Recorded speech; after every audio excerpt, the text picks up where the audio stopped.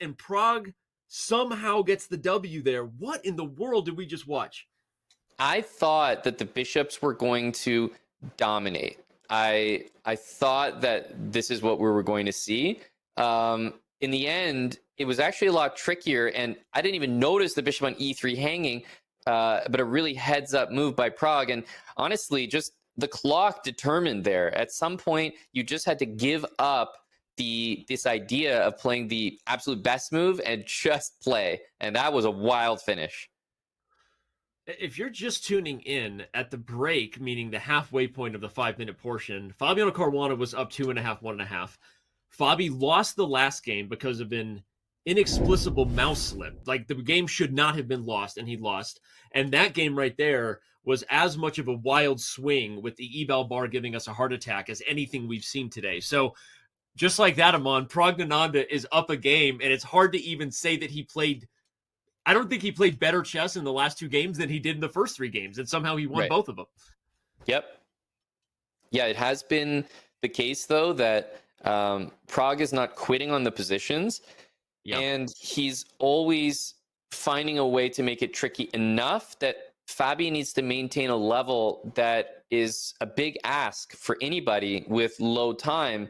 So it makes all these games pretty competitive. Fabi is, I think, it's probably fair to say so far has probably gotten the better in terms of just the chess, but there's so many other elements to this matchup that that's why the score is not just close, but even in Prague's favor because of all these mishaps. And I think the most glaring one is that really terrible rook c4 move, the mouse slip. Yeah, the mouse slip heard around the world. If you're a Team Liquid fan, if you're just tuning in too, these are 2 guys on the same team, Team Liquid on Team Liquid crime here. But all right, Prague is up a game. Fabi would love to stop the chaos, right? Because the one thing that has been true about the last 2 games Prague won is that he won in the dark woods, right? The dark woods of chaos, and Fabi would like to just slow down and get a clean game here. Mm-hmm. Yeah, and we actually had this position kind of start from a London system, and the move that was chosen by Prague was this interesting bishop d6 move, jumping in front of the d pawn. So that's how we got these doubled d pawns here, and it's created a position where now Black does not want to take on b4. I was assuming that the queen would want to jump out of the way, but you don't really want to take because the b pawn would be loose. And in the end, the position is very, very equal, but there's just pressure everywhere, and you don't want to play c4, right? Like, you play c4, that's where the rooks are doubled. You open up this light squared bishop on b7, but at the same time, if you don't, you've got a pawn on c3 that's going to be a target for a while. So kind of a position that's very, very equal right now, but it's because nobody is incentivized to blow it open with c4. That d5 pawn is keeping, like, what, 1, 2, 3, 4 pieces from using that square. No, it's a great point. We were kind of so focused on the drama talking about this game. I think we have to favor Prague, at least as far as the opening stage goes. He's up about a minute. As you said, the pressure on c3 and the lack of ability to play c4 is why Fabiano was thinking here. Bishops don't move that way. That's my fault. Sorry about that. They move this way. But yeah, this is what is the plan here for White? Because often in these London structures, you want to have some sort of access to dark squares or something that lets you advance and have pressure or the idea of an attack. I don't really see any good plans here for White. Don't like it. Yeah, I don't think c4 or for that matter e4 are desirable just yet. As Black, I'm wondering, the move d6 is tempting just because it controls e5. It looks like a pretty decent move, but I will say there are a few variations I've come up with in my head where Black plays knight f5, knight d6, and actually makes use of that square. So perhaps that's why he's holding off on committing it just yet. Well, now I really like your idea, especially because the bishop moved off at d3. So, although this is a fun idea from Fabi, everybody, he wants to put the queen on d3. And by putting pressure here, if Black were forced to exchange, White's going to take with the pawn and have a passed b pawn. And suddenly these rooks are actually exactly where they're supposed to be instead of awkwardly defending on the third rank. So there's a reason Prague has paused here, Amon. Bishop b5 is a fun little creative idea here from Fabi.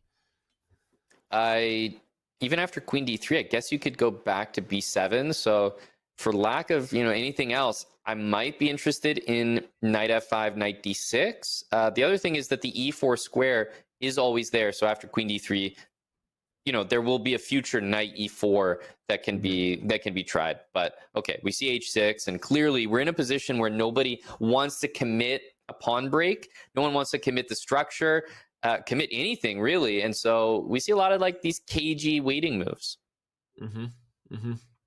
Cagey waiting moves. Exactly, well said. I wonder if the knight can somehow try to maneuver here long term and eventually use the b5 square for a different piece. I'm trying to think of cagey waiting long term ideas here because it's a very awkward passive position. There's also this knight that might want to relocate itself from f3 and try to come over to c5 or something like that. Yeah, I definitely have some experience playing the London. I wouldn't be satisfied with this position. It just feels like one where it appears as though the d6 square is going to be made use of here with knight f5, knight d6, and then it feels like e4 and c4 are both under black's control. And yeah, because I never want to play c4, I'm stumped at what I want to do next. By the way, bishop b7 was because knight d6 would have been met by bishop takes a6 and then rook to b6 for Fabi, winning a piece. So, love it. So yeah. Pragg had to back up, but that allowed queen a3, taking away this square. By the way, is g4? Oh my god, g4 is winning a piece. What a move! That's an incredible piece trap. We missed it. Oh my god, what a computer piece trap. I've never seen a piece get trapped, like, because now actually I bet that the players might both clue into this. It's so funny how you clue in right afterwards, but that's an amazing piece trap. I've never seen something like that. But if you have to take, I think that's advantage. Okay, never mind. C3 is falling. I spoke too soon. A4 for C3. I'm not sure who the advantage is. But okay, that was a piece trap like none we've ever seen that did not occur. Fabiano missed an opportunity to win the knight on f5. Yeah, it's going to be a close call here. The B pawn is right on the edge of being considered strong and weak. I'm not really sure which one it is. You trade the queens here, for example. You could also continue without it, queen b7 or even rook c1 first, just to push the king away. But it feels like black's playing knight d6, knight e4, and should corral this b pawn. At the very least, I would probably take black here. Queen to b8 check is possible. White will have to play g3 just to kind of stop the counterplay. But it is awkward because, as you said, go ahead.